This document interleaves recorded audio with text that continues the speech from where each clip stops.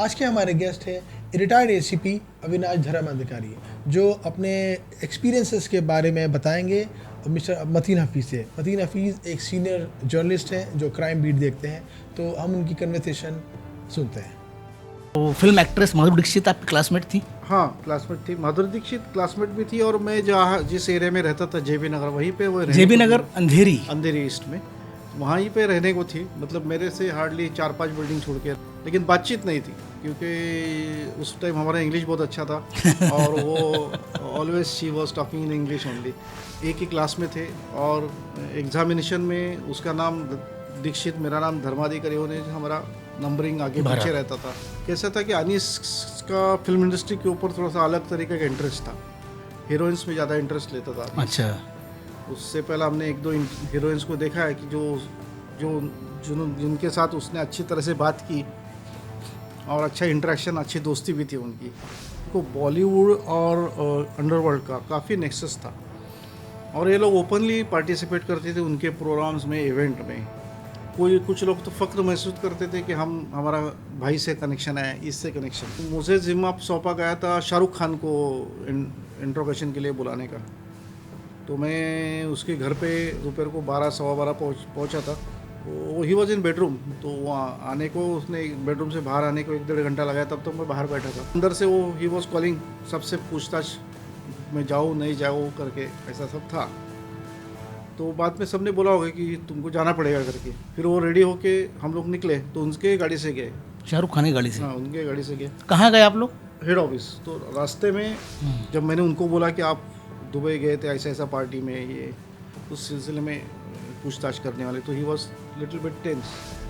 तो उसी तरह से बाकी जो जितने गए थे, जैसे मेरे ख्याल से पूजा भट्ट भी गई थी, उसको किसी और टीम ने इंट्रोगेशन के लिए बोला था, वो बैंड्रा क्राइम ब्रांच के ऑफिस में। वैसे जितने भी एक्टर्स एक्ट्रेसेस गए थे जी सर, उन और इवेंट मैनेजमेंट, उन सबको इंट्रोगेशन करके उनका स्टेटमेंट रिकॉर्ड किया। उसका इम्पैक्ट बहुत अच्छा हो गया। उसके बाद थोड़ा सा बॉलीवुड डर के मारे या पुलिस के कानून के डर के मारे थोड़ा सा सेपरेट हो गया अंडरवर्ल्ड से, ऐसा बोल सकते हैं। तो that policy was very helpful. देखो, पुलिस के ऊपर काफ़ी टीका होती है। हमारे में से अगर कोई थोड़ा सा निगेटिव काम करता है तो उसको हाईलाइट किया जाता है, लेकिन पुलिस डिपार्टमेंट में एक डेडिकेशन, डिवोशन, और एक वक्त आया तो हम अपनी जान पे खेलने के लिए तैयार रहते। ये ऑपरेशन के लिए एक बम्बई में एक खुफिया जगह पे हम लोग को इकट्ठा किया, और फर्स्ट ही मारिया साहब ने पहले ही दिन सबको बोला कि आप में से अगर कोई वापस जाना चाहते हैं तो अभी जाइए, before knowing anything about the operation.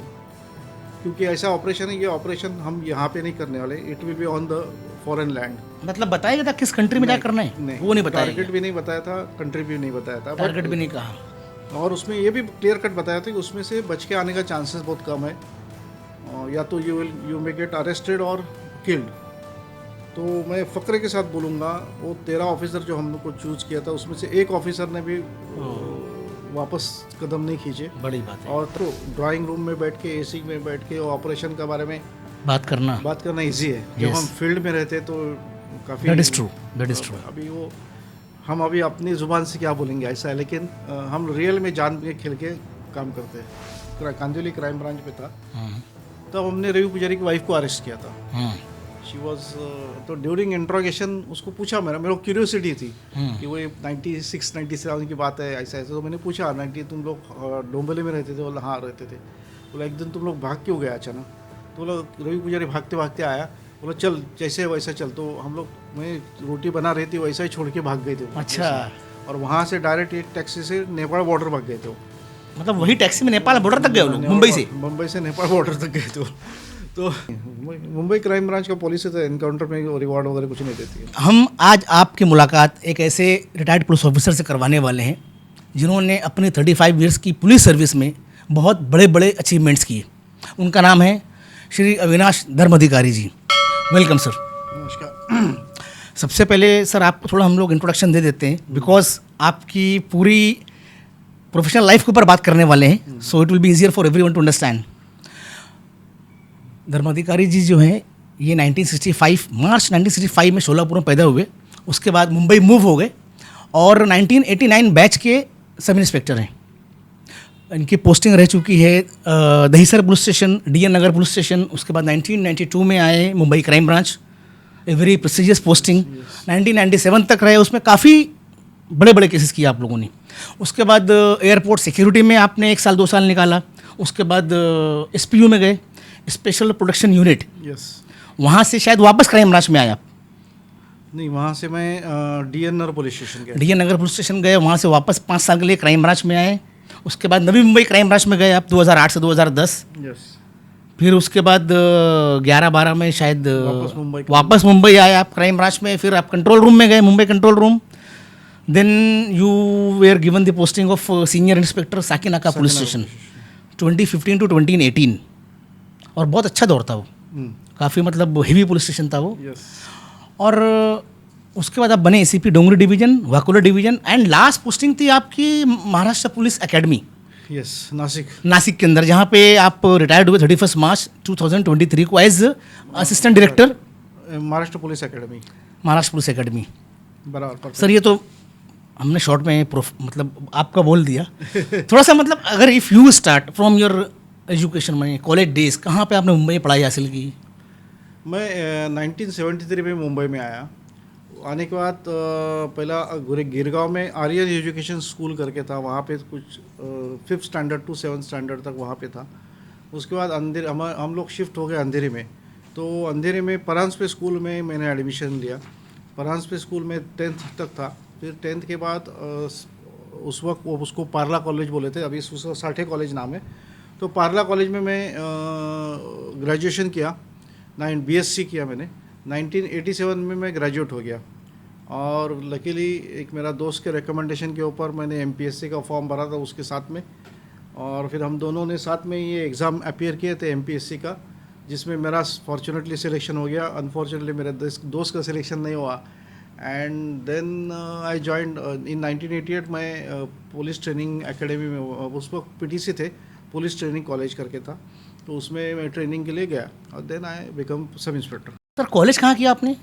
मैं पार्ला कॉलेज, अभी उसको Sathe college, but that time उसका नाम पार्ला कॉलेज था। जैसे हम लोगों ने पहले सुना है वो फिल्म एक्ट्रेस माधुरी दीक्षित आपकी क्लासमेट थी। हाँ, क्लासमेट थी, माधुरी दीक्षित क्लासमेट भी थी। और मैं जहाँ जिस एरिया में रहता था JB नगर, वहीं पे वो JB नगर अंधेरी ईस्ट में, तो वहीं पे रहने को थी। मतलब मेरे से हार्डली 4-5 बिल्डिंग छोड़ के रहने को थी। तो हम लोग का ट्रैवलिंग में भी सेम बस में होता था, लेकिन बातचीत नहीं थी क्योंकि उस टाइम हमारा इंग्लिश बहुत अच्छा था और वो always she was talking in English only, तो उसकी वजह से उससे बात करने का डेयरिंग नहीं हुआ कभी। लेकिन एक ही कॉलेज में थे, एक ही क्लास में थे। और एग्जामिनेशन में उसका नाम दीक्षित, मेरा नाम धर्माधिकारी होने से हमारा नंबरिंग आगे पीछे रहता था, चाहे वो प्रैक्टिकल ट्रेनिंग हो या प्रैक्टिकल एग्जामिनेशन हो या थ्योरेटिकल एग्जामिनेशन, आगे पीछे रहते थे। बट उस टाइम उसका अबोध पिक्चर आ गया एंड उसके बाद मेरे पास और 1-2 मूवी आ गए, then she left the college. अच्छा, कुछ यादें कॉलेज में लाइक प्रैक्टिकल की, कुछ डिसेक्शन वगैरह का? बहुत सारी यादें हैं उसकी बड़ी सिस्टर हमको पढ़ाने, शी वॉज आवर टीचर, हमको फिजिक्स सिखाती थी। सेम कॉलेज में उसकी बड़ी सिस्टर थी, मेरे ख्याल से भारती नाम था मैडम का। वो हमको फिज़िक्स सिखाती थी और ये हमारे साथ में ही पढ़ती थी। मेरे ख्याल से FY में उसने 12th के बाद जब FY में आई तो उसने माइक्रोबायोलॉजी लिया और मैंने PCM लिया, तो अलग अलग हो गए। जहाँ तक अपनी यादों का बोला तो 1-2 यादें हैं, जिसमें से एक है कि वो प्रैक्टिकल एग्ज़ाम था हमारा 12th का, जिसमें उसको डिसेक्शन के लिए फ्रॉग आया था, मुझे कॉकरोच आ गया था। और वो फ्रॉग थोड़ा सा बड़ा था, नॉर्मल साइज से भी काफ़ी बड़ा था, तो वो कट नहीं हो रहा था स्किन। शी वॉज डेस्परेट उसको कट करने के लिए। और ऐसा भी लग रहा था कि वो थोड़ा सा मूवमेंट हो रहा था उसका, तो कभी वो उछल ना जाए, कभी हो जाता है उसका एनेस्थीसिया कम, या वो होने के बाद वो कभी कभी आ जाता है, एक्टिव हो जाता है, तो उसका भी डर था। तो आफ्टर ऑल फिर कुछ इंस्ट्रक्टर ने उनको मदद किया एंड उसका डिसेक्शन पार हो गया जी। और बीच में जब आपसे एक बार बात हो रही थी तो कुछ ऐसी एक बात थी जब आप क्राइम ब्रांच में थे 92 to 97, उस बीच में कुछ ऐसी बात आई थी जिसमें एक आपकी फॉर्मर क्लासमेट का भी कुछ और फॉर्चुनेटली बोल सकते हैं उसमें कि वो ऐसा था कि मतलब व्हाट आई वांट टू से कि मतलब उनका नाम कुछ आया और कुछ कोड वर्ड्स थे, आपको समझ में नहीं आ रहा था इनिशियली। नहीं, ऐसा था कि वो उस टाइम आपको मालूम है कि बहुत सारे मोबाइल्स गैंगस्टर्स के अंडर सर्वेलेंस, इलेक्ट्रॉनिक सर्वेलेंस में थे क्राइम ब्रांच में, जिसके ज़रिए हमको इनपुट्स आता था।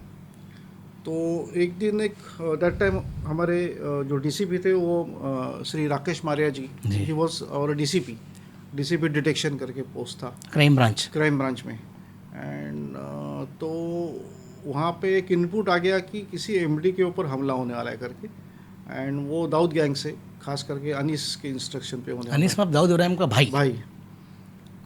तो एमडी को तो हम लोग तो सोच रहे कोई पॉलिटिकल लीडर रहेगा या कोई बड़ी पर्सनालिटी रहेगी, मतलब शी वाज आल्सो, वो सोचा रहे कि ये रहेगा करके।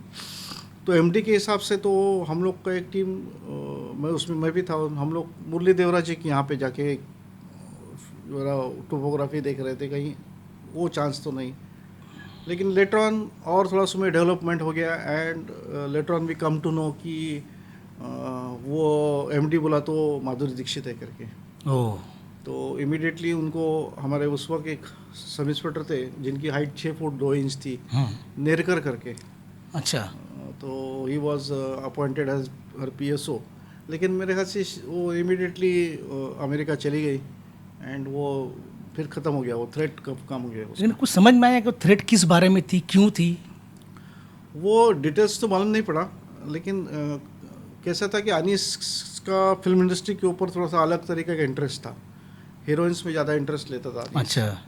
उससे पहले हमने एक दो हीरोइंस को देखा है कि जिनके साथ उसने अच्छी तरह से बात की और अच्छा इंटरेक्शन, अच्छी दोस्ती भी थी उनकी। तो शायद वो एक हो सकता है, बाकी तो रैंसम का कोई इशू नहीं आता था, वो एक एंगल हो सकता है, बट फैक्चुअली हमको अभी तक मालूम नहीं पड़ा कि वो उसके पीछे क्यों पड़ा था। अनीस इब्राहिम। तो ये चीज़ हो गई, इसके बाद कभी आपकी मुलाकात हुई माधुरी दीक्षित से? कभी आपने बताया कि ऐसा कुछ था? नहीं, एक दिन मैं डीएनआर पोल्यूशन में था, तो वहाँ पे उनका शूटिंग चल रहा था। तो सेट पे मैं एक्सीडेंटली पहुँच गया था, रश देखा तो क्या देखने के लिए गया, तो मालूम पड़ा कि शूटिंग चल रहा है, तो माधुरी दीक्षित वॉज। लेकिन उस वक्त भी मेरा डेयरिंग नहीं हुआ बात करने का उसके साथ में, तो हमारी बातचीत कभी नहीं होगी, देखते अभी कभी बात होती है। एक चीज़ और, राजकुमार संतोषी जी जो हैं फिल्म डायरेक्टर प्रोड्यूसर थे, उनकी भी सिक्योरिटी वगैरह कुछ कर रहे थे, कुछ चेकिंग कर रहे थे आप लोग? What was the issue? वो इजाज लकड़वाला करके एक गैंग था, हाँ, वो नोटोरियस थे काफ़ी। अभी वो जेल में? अभी जेल में। तो उसने एक्सटॉर्शन के लिए, प्योर एक्सटॉर्शन के लिए राजकुमार संतोषी के ऊपर अटैक करने का प्लानिंग किया था।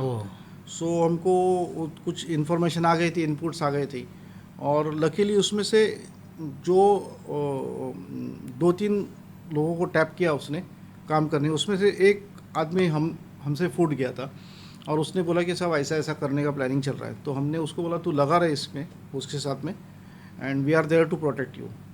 तो वो हमको अपडेट्स देता था कि अभी उसकी बात चल रही है, यहाँ पे बात चल रही है, यहाँ पे बात चल रही है।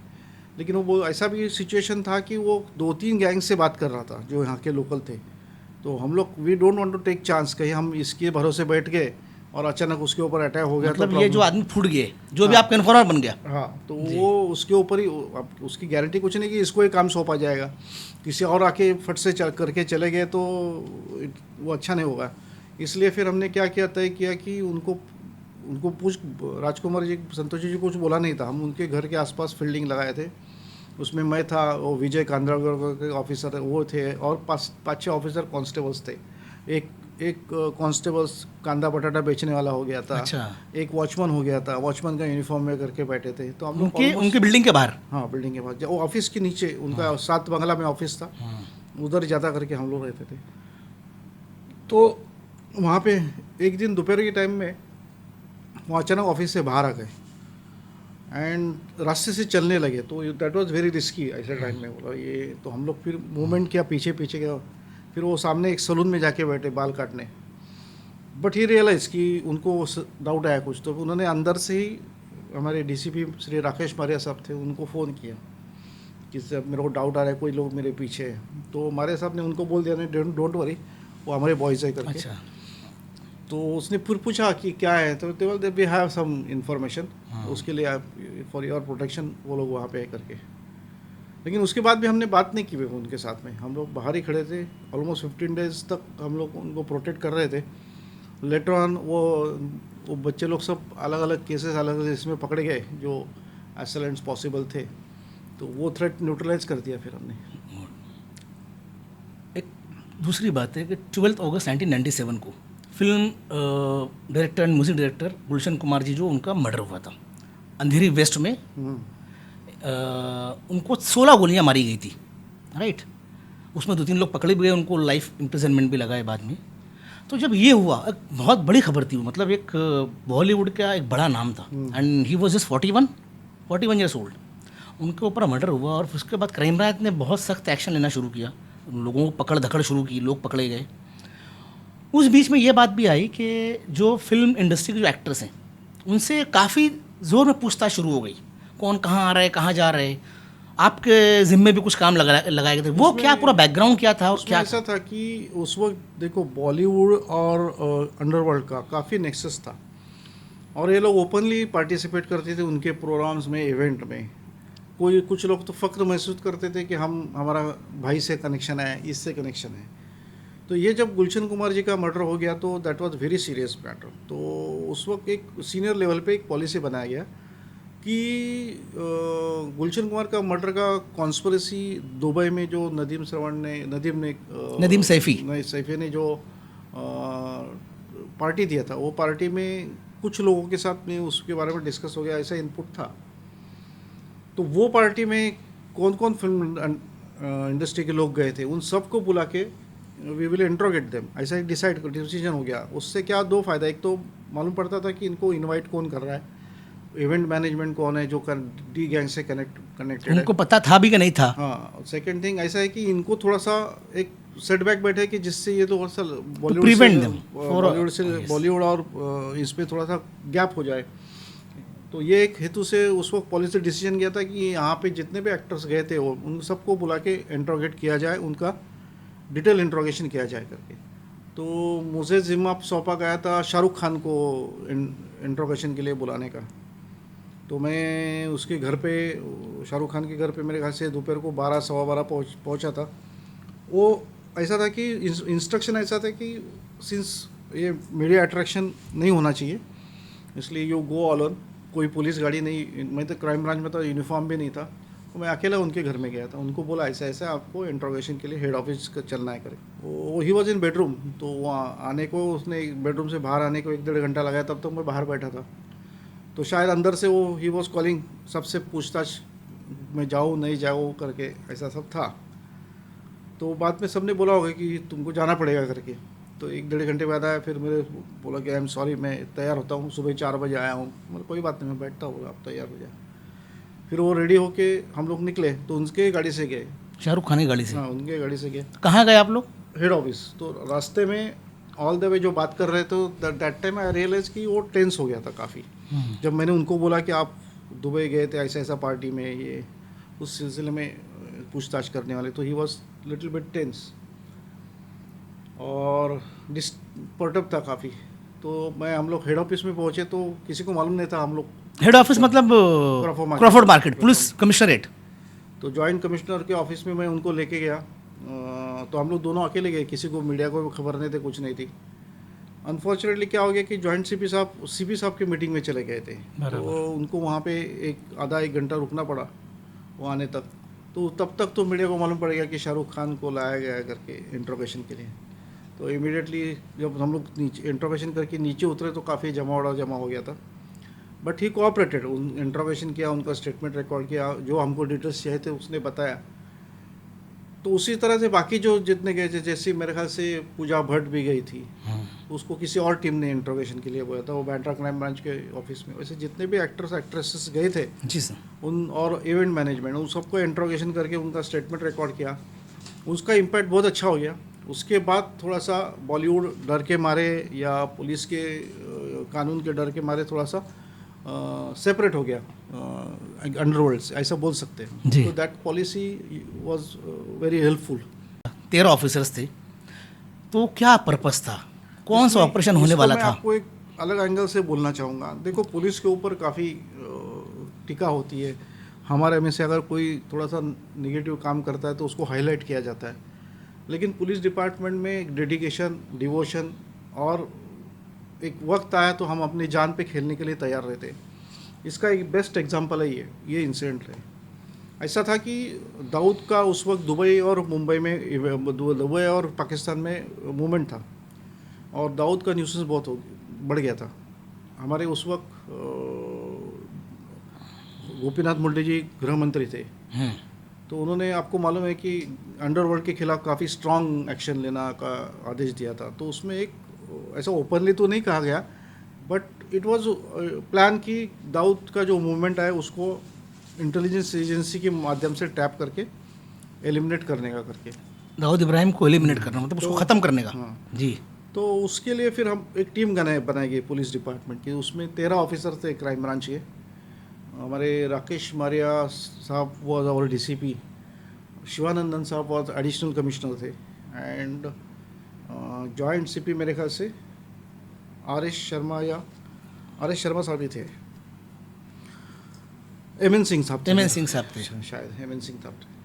तो ये ऑपरेशन के लिए एक बम्बई में एक खुफिया जगह पे हम लोग को इकट्ठा किया, और फर्स्ट ही मारिया साहब ने पहले ही दिन सबको बोला कि आप में से अगर कोई वापस जाना चाहते हैं तो अभी जाइए, before knowing anything about the operation, क्योंकि ऐसा ऑपरेशन है, ये ऑपरेशन हम यहाँ पे नहीं करने वाले, it will be on the foreign land. मतलब बताया गया था किस कंट्री में क्या करना है? नहीं, वो नहीं बताया गया। टारगेट भी नहीं बताया था, कंट्री भी नहीं बताया था, टारगेट भी नहीं कहा, और उसमें ये भी क्लियर कट बताया था कि उसमें से बच के आने का चांसेस बहुत कम है, या तो यू मे गेट अरेस्टेड और किल्ड।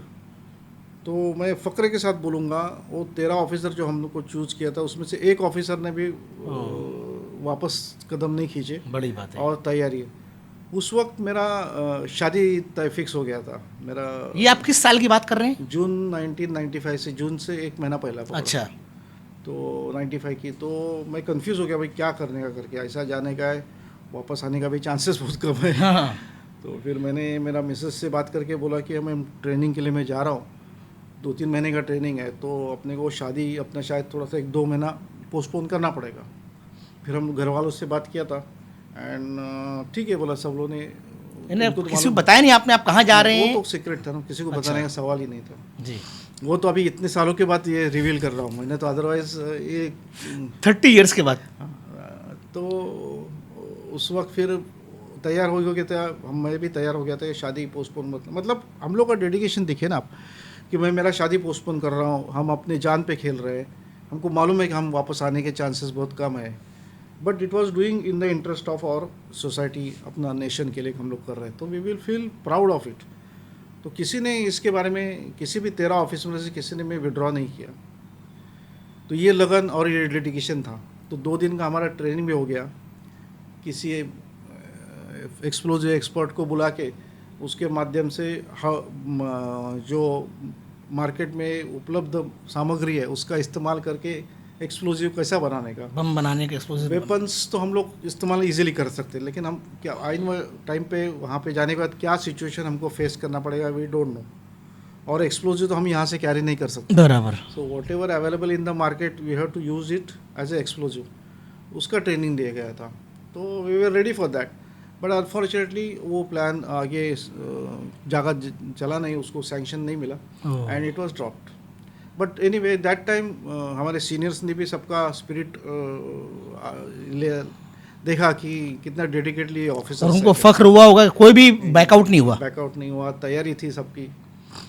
तो ये है। बाकी ऑपरेशंस भी जब हम करते थे उसमें तो वही रहता था। अनफॉर्चुनेटली क्या है ना, अभी देखो ड्राइंग रूम में बैठ के, एसी में बैठ के ऑपरेशन के बारे में बात करना इजी है। जब हम फील्ड में रहते तो काफ़ी, दैट इज ट्रू। अभी वो हम अभी अपनी ज़ुबान से क्या बोलेंगे, ऐसा है, लेकिन हम रियल में जान के खेल के काम करते हैं जी।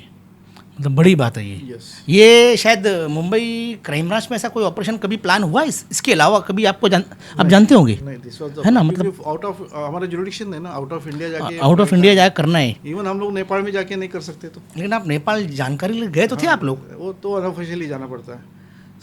मैं बोला ना आपको, जब अभी मेरे को एक बात बताओ, आप पुलिस स्टेशन बनाया, फिर क्राइम ब्रांच बनाने की जरूरत क्या है जी?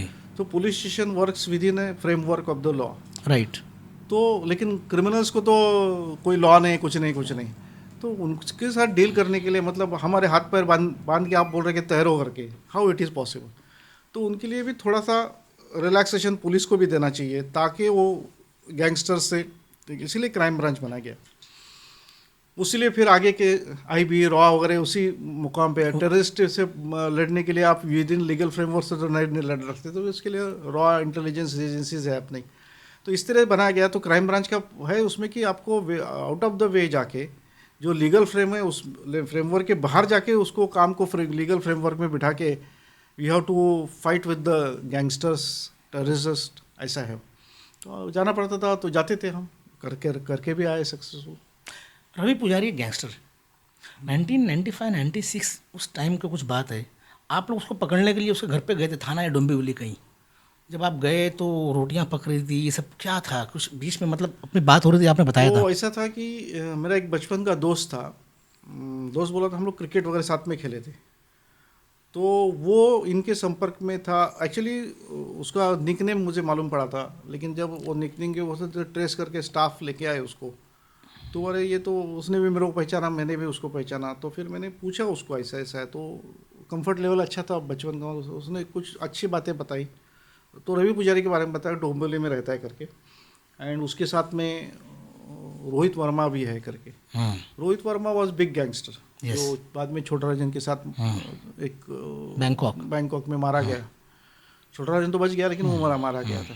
तो वो भी है, वो भी ऐसे इन्फॉर्मेशन आया था। तो हम लोग ने जाके, उस वक्त मैं यंग था, थोड़ा सा समझ कम थी, अब बोल सकते हैं, अकेला भी किधर जाता था मैं। अच्छा। तो उसके साथ गया मैं डोंबिवली में, जाके वो सब टोपोग्राफी देख के आया था। ट्रेन से गए हम लोग, वो जहाँ पे जो आने का चांसेस है उनके सब हो गए। बाद में फिर एक 7-8 दिन का हमारा ये सिलसिला चला। 7-8 दिन के बाद उसको बोला गया कि हम लोग शाम को मिलते हैं करके। तो उसने बोला कि आज शाम को ये लोग आने वाले करके। ये आपका जो इन्फॉर्मर था? इन्फॉर्मर। तो फिर हम लोग टीम लेके गए, जिस जगह पे मिलने वाले थे वहाँ से हम 1-1.5 किलोमीटर पहले रुके थे।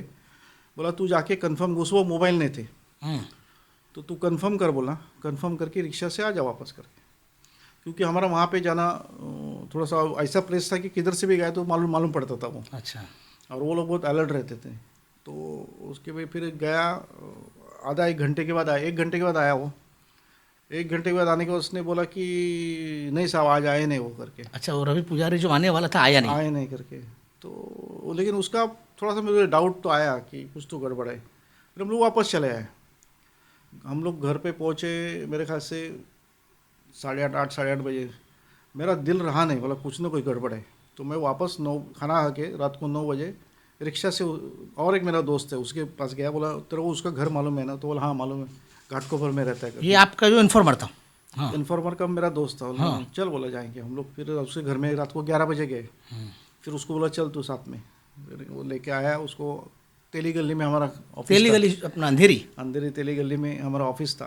वो इट इज सॉर्ट ऑफ भूत बंगला है वो।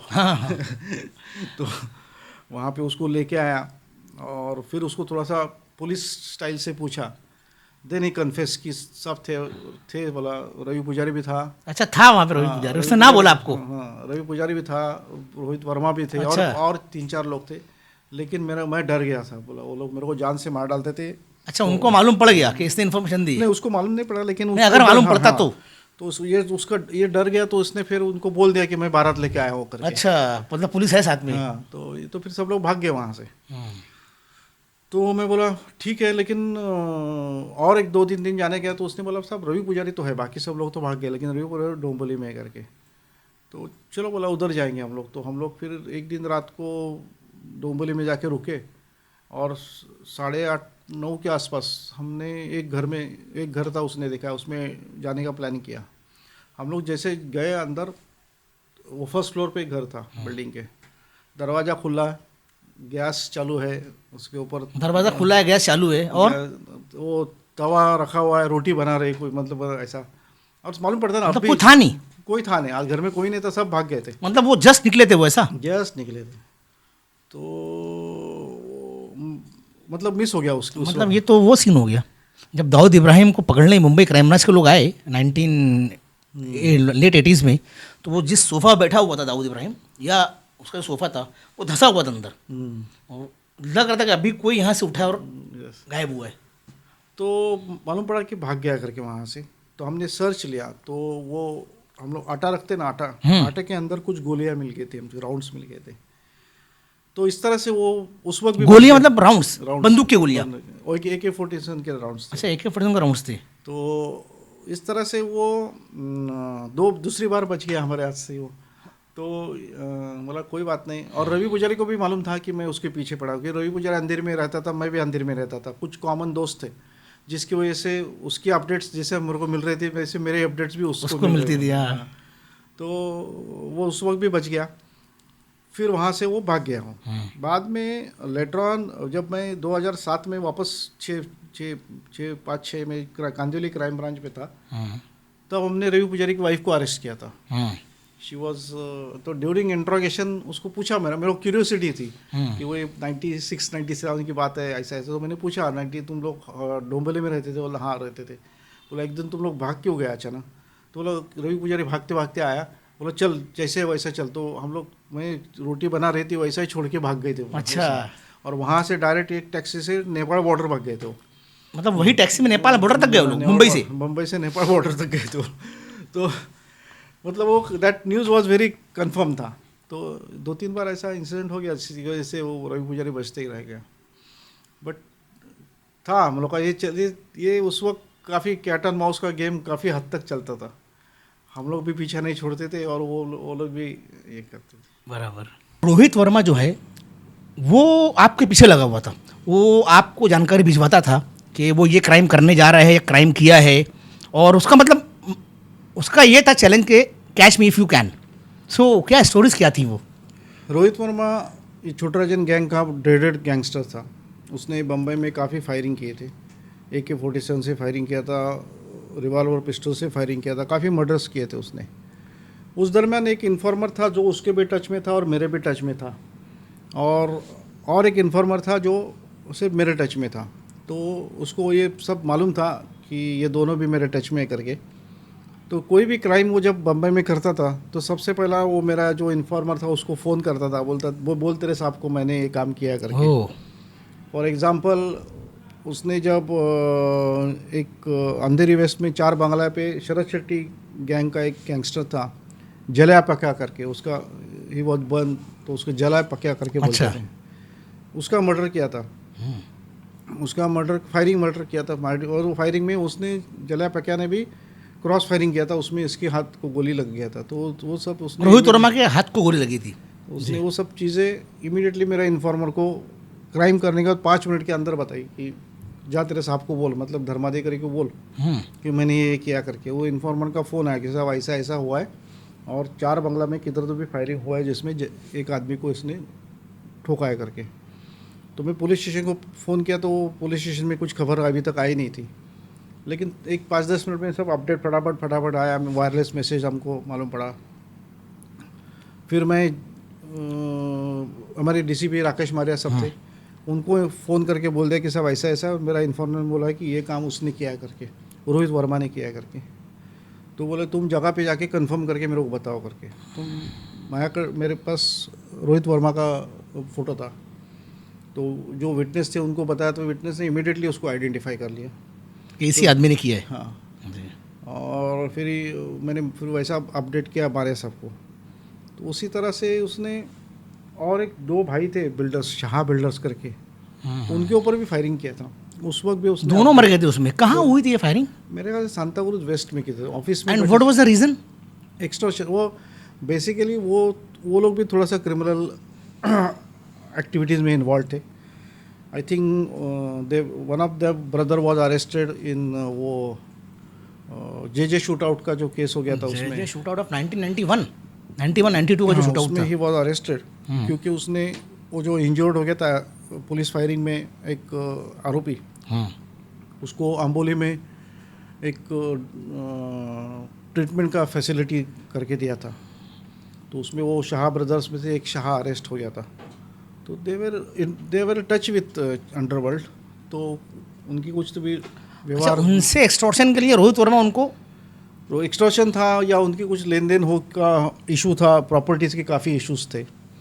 तो उसकी वजह से इनको ऑफिस में गोली मारा, दोनों भाई को मार दिया उसने, उनके ऑफिस में जाके मारा। और उसके बाद क्या किया उसने? फिर आपको खबर भेजा? हाँ, वो तो नॉर्मली फ़ोन करता था, तो ऐसा उसी तरह बाद में फिर उसके बाद उसने एक मर्डर किया था, तीसरा मर्डर, लेकिन इसमें मेरे को जानकारी नहीं दिया था, लेकिन उसने किया था वो एक शिवराम शेट्टी करके था। उसका मालाड में मर्डर हो गया था। शिवराम शेट्टी की वाइफ ने उस वक्त उसको बचाने के लिए उसके ऊपर कूदी थी वो, और वो फायरिंग उन्होंने फिर भी गैंगस्टर्स लोगों ने फायरिंग किया, तो वो उसकी वाइफ की भी उसमें डेथ हो गई। मतलब वो हस्बैंड को बचाने के लिए? हस्बैंड को बचाने के लिए। वो शिवराम शेट्टी को हमने 92 में एक केस, 93 में मेरे ख्याल से 94 में एक केस में अरेस्ट किया था, मर्डर केस में अरेस्ट किया था। तो उसकी वाइफ को हम जानते थे, वो उस वक्त आती थी। She was from very good family. अच्छा। काफ़ी संस्कारी औरत थी, और she was in shocked actually. She was not aware कि उसका हस्बैंड क्रिमिनल एक्टिविटी में करके, उसको लगता है होटेलियर था करके। तो एनीवे, तो उसको हमने ये किया था। तो ये इसकी वजह से ये रोहित वर्मा उसी वजह से काफ़ी बड़ा गैंगस्टर था। उसमें ऐसा था कि और एक उसने किया था कांड बोला, तो उसने देवानंद के बंगले, जूहू में देवानंद का बंगला है, वहाँ पे फिल्म एक्टर देवानंद जो है, हाँ, 94 या 95 में 2 AK-47 का सुबह सुबह डिलीवरी लिया था। AK-47? हाँ जी। तो वो गटर में वहाँ पे किसी ने छोड़ के गया था, तो इन्होंने जाके लिया था। तो हम लोग उस वक्त से उसके पीछे थे। तो मेरा सेकंड टेन्योर जब आया, मैं सेकंड क्राइम ब्रांच में 5 साल करने के बाद वापस 1-2 पोस्टिंग बाहर किया और वापस I come back to crime branch 2002-2003? 2003 से 7 के बीच में जी। मैं कांदिवली क्राइम ब्रांच में था। तो Pradeep Sharma was our incharge. तो उस वक्त संदीप बेंद्रे करके आरोपी अरेस्ट किया था, और संदीप बेंद्रे के पास से 2 AK-47 हमने रिकवर किए थे। अच्छा। तो उसमें ये वही AK-47 थी जो रोहित वर्मा ने वहाँ से डिलीवरी लिया था, वो 10 साल पहले। हाँ, तो इसका मतलब ऐसा है कि एक टेन्योर में मुझे इंटेलिजेंस इनपुट मिला, और सेकंड टेन्योर में उसका एग्जीक्यूशन हो गया, ऐसा आप बोल सकते उसका रिकवरी किया आपने? रिकवरी हो गया ऐसा। ये है। रोहित वर्मा के बारे में हम आपको 2-3 चीज़ें बता दें। Rohit Verma was one of the most dreaded gangsters of छोटा राजन गैंग। 14 सितंबर 2000 को बैंकॉक के एक पॉश इलाके में, बिल्कुल एक डिजर्टेड एरिया है, वहाँ पर छोटा शकील के गैंग के 6 से 7 लोग गए। उनका इरादा था छोटा राजन को मारने का। उनको ऐसा जानकारी मिली थी कि यहाँ पे छोटा राजन रह रहा है। अंदर वो लोग घुसे और उन लोगों ने फायरिंग की। जिस इंसान को उन्होंने छोटा राजन समझ के फायरिंग की वो था रोहित वर्मा। उसमें रोहित वर्मा मारा गया, उसकी वाइफ संगीता इंजर्ड हो गई, और छोटा राजन जो अंदर वाले फ्लैट पे था, it was a 4 BHK flat, वो अंदर वाले फ्लैट पे था, उसको एक गोली पेट पर और एक हाथ में लगी थी। फिर भी फर्स्ट फ्लोर से कूद गया, वो भागा वहाँ से, और he was admitted in hospital, तो उसमें उसकी जान बच गई। तो ये रोहित वर्मा वहाँ मारा गया। Yes, he was very active, very very active, and very dairying, बस ड्रेडेड क्रिमिनल था। छोटा राजन का काफ़ी उसके ऊपर भरोसा था। ये आप रह चुके हैं SPU के अंदर भी, स्पेशल प्रोटेक्शन यूनिट जो आती है PNS के अंडर में, PNS protection security of Mumbai police. तो जब आप सिक्योरिटी ऑफिसर थे, PSO थे आप, पर्सनल सिक्योरिटी ऑफिसर, आप दिलीप कुमार साहब के साथ काम किए, तो उसकी कुछ यादें होंगी आपके साथ? दिलीप कुमार जी के साथ में था, मैं उनका PSO था। दिलीप कुमार जी ज़्यादा बात नहीं करते थे, लेकिन सायरा बानू जी काफ़ी बात करते थे। जब गाड़ी में बैठा, तो जब मैं फर्स्ट टाइम ड्यूटी पे गया तो सायरा बानू जी ने मेरा नाम पूछा, तो मैंने बोला मेरा नाम धर्माधिकारी है। अरे तो मतलब मेरे साहब का पिक्चर आया धर्माधिकारी करके। अच्छा, हाँ। मैं उनको फिर और एक जवाब दिया कि मैडम मेरा फर्स्ट नेम से भी पिक्चर आया साहब का। अच्छा? कौन सा नेम है? तो बोला अविनाश। हाँ, अविनाश का भी, दिलीप कुमार जी का अविनाश करके भी मूवी है, धर्माधिकारी करके मूवी है। तो काफ़ी हंसी हो। और उसके बाद हम लोग वो कार्टर रोड पे एक गार्डन है, उस गार्डन में इवनिंग में वॉकिंग करते थे दिलीप कुमार जी। ज़्यादा नहीं, 1-2 जॉगर्स पार्क, हाँ, 1-2 राउंड मार के वापस आते थे। तो दिलीप कुमार जी ज़्यादा बात नहीं करते थे, सायरा बानू जी बात करते थे, लेकिन अच्छा कपल था, दोनों का ट्यूनिंग बहुत अच्छा था, and she was taking very nice care of Dilip Kumar. अच्छा। और आप उसके बाद शत्रुघ्न सिन्हा साहब के साथ भी थे सिक्योरिटी में? शत्रुघ्न सिन्हा जी का जूहू में बंगलो है, रामायण करके जिसका नाम है, और उनको बच्चों का नाम लव कुश करके। तो उनके साथ में था जी, पार्टियों में जाना, उनका एक ग्रुप था। कोई भी पार्टी में या किधर भी गए तो वही ग्रुप रहते थे, जिसमें मेरे ख्याल से नीना गुप्ता जी थी, और एक 2-3 लोग थे जो फिल्म इंडस्ट्री से जुड़े, वही लोग उनके साथ में घूमते थे ज़्यादा करके। और उनकी वाइफ की एक मेरे को बहुत अच्छी आदत लगती थी कि उनको जितने भी बुकेज आते थे शत्रुघ्न सिन्हा जी को, चाहे वेडिंग एनिवर्सरी के लिए, बर्थडे के लिए या किसी और कारण से, तो उसमें बोकी के ऊपर कार्ड रहता है, वो कार्ड कलेक्ट करके रखती थी और अपने नौकर लोगों को भी इंस्ट्रक्शन था कि एक भी कार्ड फेंकने का नहीं करके उसको प्रिजर्व करके रखती थी, और सेकेंड डे या जब भी टाइम मिलता था उनको थैंक्स का एक मैसेज करना या फ़ोन करना, अच्छा, ये वो ज़रूर करती थी। तो दैट वाज वेरी टची, मतलब ये अच्छी आदत है। बहुत अच्छी चीज़ है ये जी। और पॉलिटिशियंस, आप बाला साहब ठाकरे साहब भी आप थे PSO, उनके जो भतीजे एमएनएस चीफ ठाकरे साहब उनके साथ भी थे, और फॉर्मर CM विलासराव देशमुख, और किन किन के साथ थे आप? मैं एक्चुअली बेसिकली उस वक्त ना मैं LLB कर रहा था, अच्छा, तो मैं इसलिए फिक्स पॉइंट नहीं लिया था, मैं पॉइंट सब चेंज करता था, तो किसी के साथ फिक्स ज़्यादा टाइम नहीं, सिर्फ ज़्यादा से ज़्यादा मैंने मातोश्री में काम किया, क्योंकि मातोश्री में इनका मूवमेंट बहुत कम था, तो मुझे स्टडी करने को टाइम मिलता मतलब आप पुलिस में रहते हुए LLB कर रहे थे? LLB कर रहा था, तो वो मातोश्री में होने की वजह से वहाँ पे स्टडी करने को टाइम मिलता था कि इनका मूवमेंट ज़्यादा नहीं होता था। तो बाला साहब ठाकरे जी के साथ में था, उद्धव ठाकरे जी के साथ में था, राज ठाकरे जी के साथ में था, as a personal security officer. Yes, और विलासराव देशमुख जी के साथ में था, वो इवन ही वाज CM। तो विलासराव देशमुख जी अच्छे आदमी थे, मतलब बात करने में भी अच्छे थे। राज ठाकरे साहब जो हैं उनके ऊपर भी कुछ थ्रेट इन्फॉर्मेशन कुछ था कि इनपुट? वो 2006-07 की बात है मेरे ख्याल से, जब आप क्राइम ब्रांच में थे? क्राइम ब्रांच कांदिवली यूनिट में था। प्रदीप शर्मा साहब और यूनिट इंचार्ज थे, एंड मीरा बोरनकर मैडम हमारी जॉइंट कमिश्नर थी, एंड AN रॉय साहब कमिश्नर ऑफ पुलिस मुंबई थे। तो हम कुछ क्रिमिनल्स को ट्रैक आउट कर रहे थे, कुछ सर्वेलेंस के अंडर पे थे, तो उसमें से किसी के कन्वर्सेशन में कुछ बातें आ रही थी विच वेर वेरी ऑब्जेक्शनेबल आ या ये थी, तो उसमें फिर एक उस वक्त राज ठाकरे जी का कोकण का दौरा था, तो उसमें कुछ गड़बड़ करने की इनकी प्लानिंग चल रही है, ऐसा समझ में आया जी।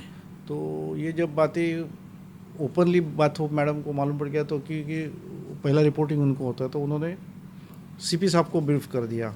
तो CP साहब ने राज ठाकरे साहब को बुला के अपडेट करवाया कि ऐसा ऐसा है, तो मेरे ख्याल से राज ठाकरे साहब ने वो कोकण का दौरा ही कैंसिल कर दिया। अच्छा, एंड उसके बाद वो ख़त्म हो गया, वही इशू ख़त्म हो गया। बट ये किसकी तरफ से थ्रेट था, कौन लोग थे ये? कोई क्रिमिनल्स ही थे, अभी उसमें ऑथेंटिसिटी कितनी वो भी देखना पड़ता है, कभी कभी ये चाय से ज़्यादा किटली गर्म रहता है, टैट वो टाइप भी रहते, कुछ बहुत बातें करते, बड़ी बड़ी बातें करते हैं, लेकिन हम लोग को तो चांस नहीं ले सकते। लेकिन कभी ऐसा हुआ उसके बाद कि राज ठाकरे साहब ने आपसे, मतलब आप हाँ, से मुलाकात कहीं हुई और कुछ उन्होंने पूछा उस बारे में? 3-4 महीने के बाद मेरे ख्याल से एक पत्रकार के माध्यम से उन्होंने शर्मा साहब को मैसेज भेजा कि वो मिलना चाहते हैं करके।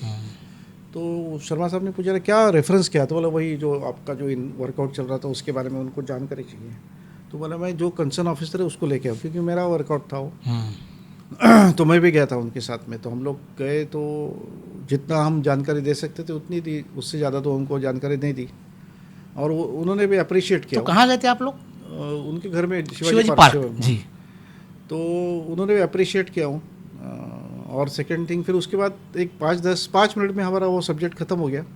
उसके बाद उन्होंने 1.5 घंटे तक हम बात कर रहे थे। अच्छा। तो जो डिस्कशन किया उससे मालूम पड़ा कि राज ठाकरे जी का बुक्स का पढ़ाई बहुत ज़्यादा है, किताबों की पढ़ाई बहुत ज़्यादा है, और हिस्ट्री के बारे में उनको काफ़ी अच्छा नॉलेज है जी। उन्होंने वो शिवाजी महाराज आगरा से छूटे तो उस वक्त किस तरह से गए, तो वहाँ पे कौन कौन व्यक्ति था उसके नाम के साथ डिटेल्स। अच्छा लगा, एक पॉलिटिशियन इतना इंटेलेक्चुअल लेवल उनकी इतनी अच्छी है।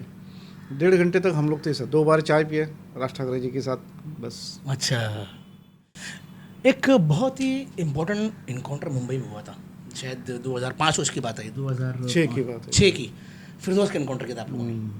वो क्या था सर, आप पूरा बताइए, डिटेल में बताइए, व्हाट वाज दैट? नहीं, ऐसा था कि फिरदौस करके मुख्तार अंसारी का फॉर्मर MLA एंड, तो मुख्तार अंसारी का गुर्गा था, और उन्होंने कृष्णानंद राय करके एक BJP के MLA थे, उनका AK-47 ने फायरिंग करके मर्डर किया था। बराबर, हाँ, 2005 की बात है। हाँ, उसमें वो फायरिंग और ये उतना डेडेड मर्डर था, उसमें 7 लोग मर गए थे। उसमें 2 पुलिस के बॉडीगार्ड थे, बाकी BJP के कुछ पदाधिकारी थे, और एक MLA साहब थे कृष्णानंद राय।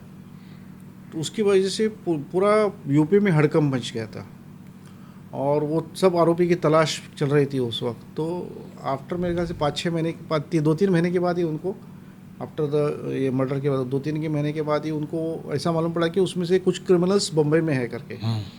तो उन्होंने हमारे साथ संपर्क किया था और कुछ डिटेल्स हमारे साथ शेयर यूपी किया। पुलिस ने? यूपी पुलिस ने।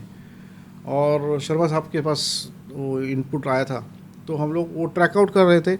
आस्ते आस्ते ज़ीरो करते करते करते मेरे ख्याल से हमने 15 या 20 दिन में उसकी मूवमेंट को ट्रैक कर लिया था। फिरदौस करके एक क्रिमिनल था वो, और हमने उनको इंटीमेशन किया कि हम लोग ऑलमोस्ट उसको किया, लेकिन उसको आइडेंटिफाई करने वाला आदमी मांगता है करके। तो उनकी पूरी टीम आ गई यूपी की, क्योंकि वो बहुत बड़ा एक डीआईजी लेवल का अधिकारी था उसमें। तो आप समझ सकते हैं कि कितना सीरियस मैटर है वो।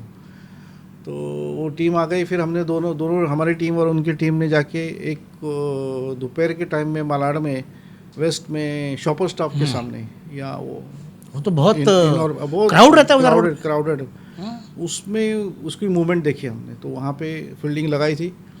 अनफॉर्चुनेटली यूपी पुलिस का जो कांस्टेबल था वो थोड़ा सा मूवमेंट उसकी जल्दबाजी में हो गई और उसने उसको देख लिया। हमको तो पहचानता नहीं था वो ऊपर। तो इमीडिएटली वेपन निकाल के उसने वो फायरिंग चालू कर दिया। फिरदौस ने वो एकदम खतरनाक था। उसमें वो कृष्णानंद राय के ऊपर पूरा मैगजीन खाली किया था, इतना फायरिंग किया था उसने। वो मर्डर में 400 या 500 गोलियां चली थी। उसमें 6 लोग थे, 6 शूटर थे, AK-47 लेके आए थे और 500 राउंड लोगों ने फायर किया था पूरा 2 कारों के ऊपर। तो इतने खतरनाक था वो। उससे पहले उसके ऊपर भी मेरे ख्याल से उस वक्त 1 या 1.5 लाख का इनाम भी था यूपी पुलिस का। उसने 15-16 मर्डर्स, उससे भी ज़्यादा मर्डर्स किए थे, सब फायरिंग मर्डर थे उसके। तो इतना खतरनाक होता वो। तो जैसे उसने किया तो अभी हमको तो देखो, हम उसको तो क्या, किसको भी गोली लगा फ़र्क नहीं पड़ता है, लेकिन हमको जब फायरिंग करते हैं तो हमको ज़रा सोचना पड़ता है कि एक तो अपनी गोली बराबर लगनी चाहिए, कोई इनोसेंट को नहीं लगना चाहिए बराबर, और अपने खुद की भी जान बचानी है। तो ये सब बैलेंस करते हुए हमने रिटेलिएशन में जो फायरिंग इतना परफेक्ट किया कि उसको एक फ्यू सेकेंड्स में उसको इंजर्ड कर दिया हमने। और फिर उसको हॉस्पिटल लेके गए, but he was dead, declare dead before admission. तो वो इनकाउंटर का जब न्यूज़ यूपी में पहुंची तो यूपी के पुलिस वाले बोल रहे थे हमको कि उस गांव के लोग थे, उन्होंने इतना खुश हो गए कि उन्होंने अपने घर में घी के दिए लगाए। अच्छा, मतलब उसका टेरर था उधर? टेरर था। सब लोगों ने सुकून के सांस ली, ये मर गया, राक्षस था ये। तो इतना बड़ा तो उस वक्त हमको यूपी पुलिस ने रिवॉर्ड, स्पेशल रिवॉर्ड भी दिया था। मुझे दिया था, शर्मा साहब और हमारी पूरी टीम को रिवॉर्ड दिया था। लेकिन और उसमें खास बात ऐसी है कि जब योगी जी सत्ता में आए तो योगी जी ने वो जो यूपी पुलिस की जो टीम थी वो पूरी टीम को गैलेंट्री अवार्ड भी दे दिया। अच्छा, तो आप ये 2016-17 की बात कर रहे हैं फिर? हाँ, तो जब योगी जब आए 10 साल के बाद, 10 साल के बाद उनको गैलेंट्री अवार्ड भी दे दिया। अच्छा, और आपको क्या मिला? हमको पहले कुछ 5,000 या 10,000 रिवॉर्ड था। और मुंबई क्राइम ब्रांच से कुछ मिला आपको? नहीं, मुंबई क्राइम ब्रांच का पॉलिसी था, एनकाउंटर में रिवॉर्ड वगैरह कुछ नहीं देती है। ये बात है वहाँ, मतलब ठीक है। एक चीज़ लेकिन उसमें अगर गलती से कुछ हो जाता, केस रजिस्टर हो जाता था, उसकी गोली किसको लग जाती थी, हमारी गोली किसको लग जाती थी, तो हम एक पैर जेल के अंदर एक पैर बाहर, ऐसा ऑपरेशन। इंक्वायरी तो इमीडिएटली लगती थी। इंक्वायरी होती थी और हमारा गोली अगर किसी इनोसेंट को लग जाता था कितना भारी पड़ता था। ये सब बातें। एक केस था मई 2005, JNPT पे आप लोगों ने कुछ पकड़ा था। हाँ, वो 20 मई 2005 को मेरा लड़के का, हम लोग उसको मराठी में मुंज बोलते हैं। अच्छा, वो जनेऊ पहनने का जो सेरेमनी रहता है वो धागा पहनते। हाँ जी, उसको अभी जनेऊ भी बहुत फेमस हो गया है। तो ब्राह्मण समाज के होने की वजह से वो एक सेरेमनी रहता है हमारे में। तो उसमें जब सेरेमनी हो गया, कुछ मेरे दोस्त लोग आए थे, कुछ दूसरे डिपार्टमेंट के लोग आए थे। तो डिस्कशन ऐसे बात करते बैठे थे, सब हो गया था, खाना भी अभी जस्ट चालू होने वाला था। वो बात करते बैठा था तो उसने पूछा क्या चल रहा है तुम्हारा। तो मैंने बताया ऐसा ऐसा, ये आदमी को हम लोग ट्रैक आउट कर रहे हैं, एक को लाया ऐसा है। तो ये वॉज सरप्राइज, उसको लाया तुमने? बोला हाँ। बोला क्या इनपुट है आपका? बोला कर रहे हैं हम लोग, एक तो रेड सैंडलवुड का है और दूसरा वो साथ ही साथ वेपन्स का कुछ डिलीवरी का चल रहा है। अरे उसने बोला फॉरेन से वेपन लाया करके उसने। अच्छा, फॉरेन से वेपन आए? हाँ, वेपन लाया उसने, हम लोग इंट्रोगेट करते, मैं भी आता हूँ करके बोला उसने। तो घर में मेरे मेहमान थे, सब छोड़ के मैं ऑफिस चला गया और हमने वो वर्कआउट किया। वहाँ से उसको इंट्रोगेट किया और उसका एक साथीदार था, उसको पकड़ा। रात के रात हम निकल पड़े। हमने अपने सीनियर जब कमलाकर साहब डीसीपी थे, धनंजय कमलाकर साहब, और जॉइंट सीपी मीरा बोरनकर मैडम थे, उनको बोला तो उन्होंने बोला इमीडिएटली जाओ। तो मुझे याद है मेरे पास ग्रीन कलर का इंडिका कार था। वो इंडिका कार में मेरे बाजू में कमलाकर साहब बैठे थे, पीछे शर्मा साहब बैठे थे, मैं ड्राइव कर रहा था। और हम लोग निकल पड़े यहाँ से। लकीली हमको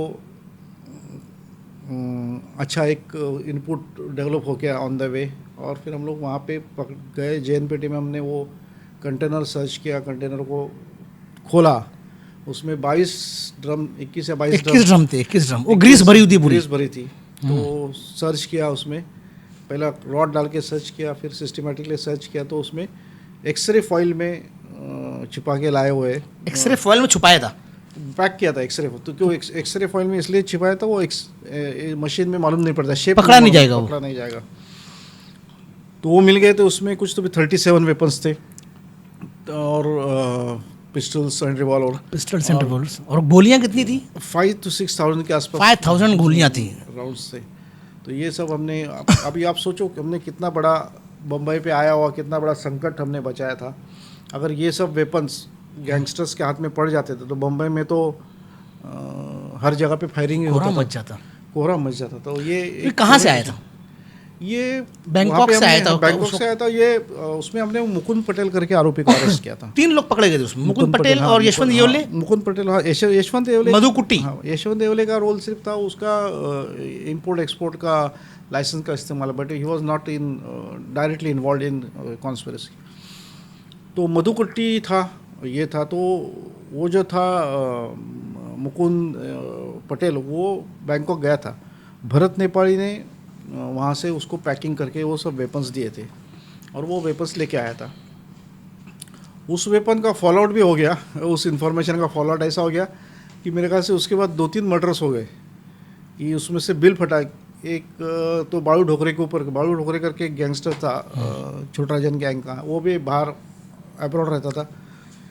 उसका और भरत नेपाली का ट्यूनिंग नहीं जम रहा था। तो भरत नेपाली ने छोटराजन के कान भर दिए कि इसने JNPT में जो वेपन्स पकड़े गए वो बालू ढोकरे ने इन्फॉर्मेशन पास ऑन किया करके। और ऐसा बोल के उसका एक कुक था वहाँ पे, कमल नेपाली बैंकॉक में, उसके माध्यम से वो बालू ढोकरे का मर्डर करवाया। फिर ये हो गया। फिर उसमें एक विटनेस था, उसका मर्डर हुआ इस केस में। विटनेस बोला तो हाँ, वो नागप्पा, क्या नाम था उसका? वो उसके पैर नहीं थे, ऐसे ही दोनों पैर कटे हुए थे उसका। लेकिन वो एक्चुअली किसी और के साथ झगड़ा हो गया था। लेकिन अच्छा। उस वक्त भी हमने उसको इंट्रोगेशन के लिए लाया था। तो किसी को सस्पेक्ट था कि शायद इसने हमको इन्फॉर्मेशन दिया होगा करके। अच्छा। नरसिंह या नाम, नरसिंह नागप्पा मोदी। हाँ, तो वो नरसिंह करके वो विटनेस था। वो क्रिमिनल इसमें कुछ इन्वॉल्व नहीं था। उसने कुछ थोड़ा सा जानकारी रेड सैंडलवुड के लिए दिया था, बट वो बिल फटा इसके ऊपर। तो वो उसका, लेकिन वो किसी और क्रिमिनल्स को उसने बहुत मारा था, तो उसने रिटेलिएशन करके उसने उसका मर्डर करवाया। बराबर। और तीसरा हो गया कमल नेपाली का मर्डर हो गया उधर नेपाल में हम लोग, मैं और शर्मा साहब गए थे। हाँ। रवि पुजारी का ट्रैक आउट करते रवि पुजारी जो भागा था उसकी वाइफ के साथ टैक्सी में।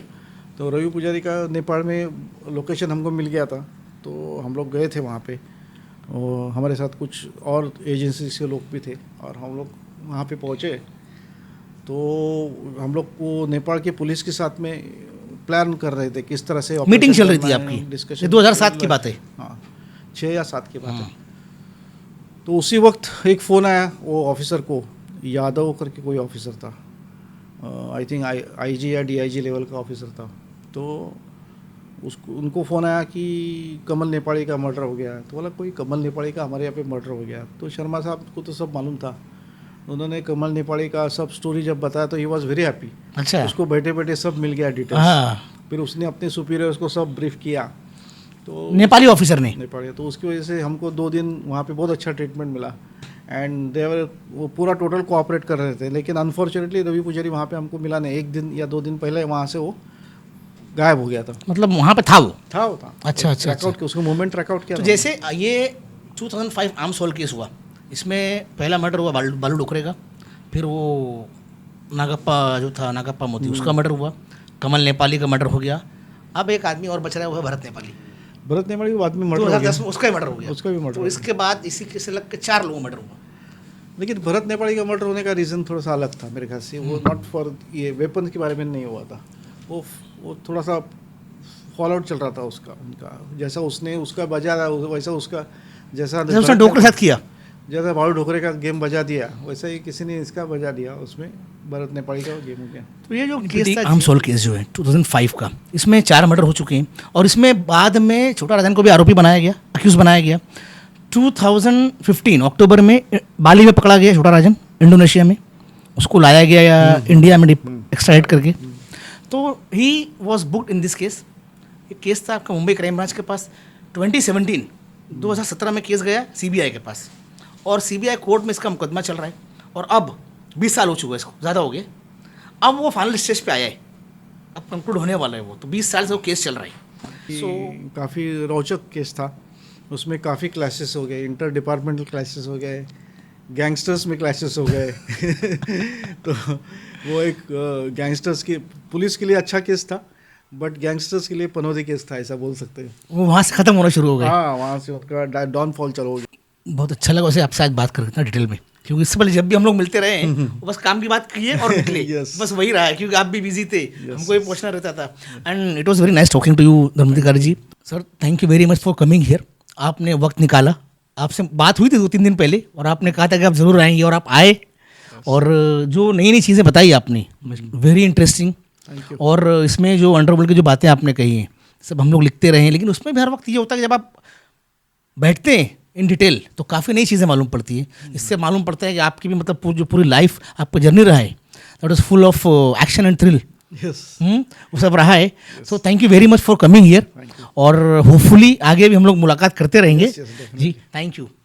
तो ये थे हमारे रिटायर्ड एसीपी अविनाश धर्माधिकारी जी, जिनकी बातें आपने सुनी, उनकी पूरी प्रोफेशनल लाइफ का आपने सुना, किस तरीके से उन्होंने अपनी कहानी बताई, उनकी ज़िंदगी की शुरुआत की। सोलापुर के रहने वाले, वहाँ से लेकर मुंबई में आना, यहाँ पढ़ना और अपना एक मकाम बनाना, ये बहुत बड़ी बात है। And he is known as one of the best officers in Mumbai police. 35 साल की सर्विस में 17 years he worked with the crime branch and we will be coming soon, maybe next week. By then, thank you very much and this is Matin Hafeez signing off. Thank you. तो ये थे retired ACP mister Avinash Dharmadhikari और उनसे बात कर रहे थे मतीन हफीज़, जो एक क्राइम जर्नलिस्ट हैं। तो उम्मीद है आपको इनकी कन्वर्सेशन अच्छी लगी होगी। इसी के साथ हम आपसे विदा लेते हैं और नेक्स्ट पॉडकास्ट में हम किसी नए गेस्ट के साथ आपके सामने फिर हाजिर होंगे। तब तक के लिए अपना ख्याल रखिए। Thank you very much.